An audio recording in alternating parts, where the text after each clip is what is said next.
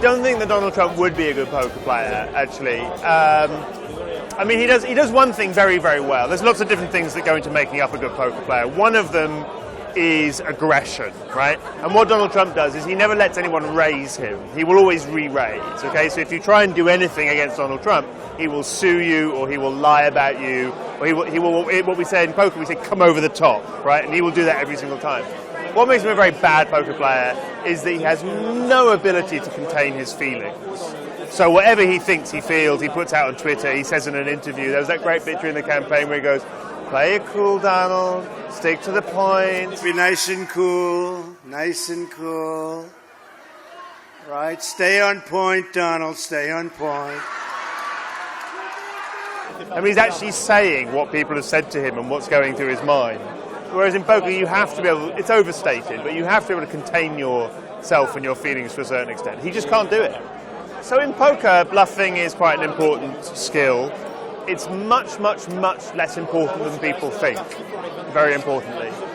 Dead simply, if you bluff all the time, who's going to believe you? Nobody.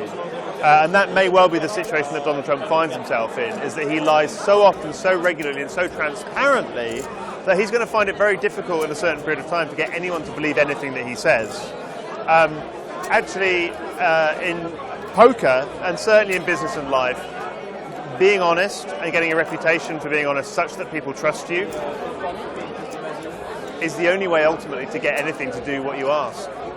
He is a risk taker, there's no doubt about that, but that risk taking doesn't make you a good poker player.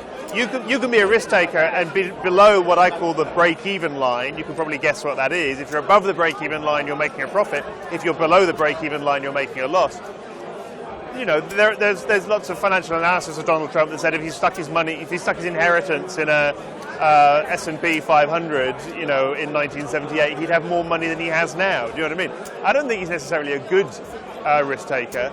Just as the person who wins this poker tournament tonight is not necessarily going to be the best player at the table. Short runs are very deceptive.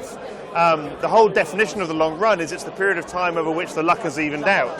And as interminably long as sometimes an American election can feel, it's still actually quite a short period of time.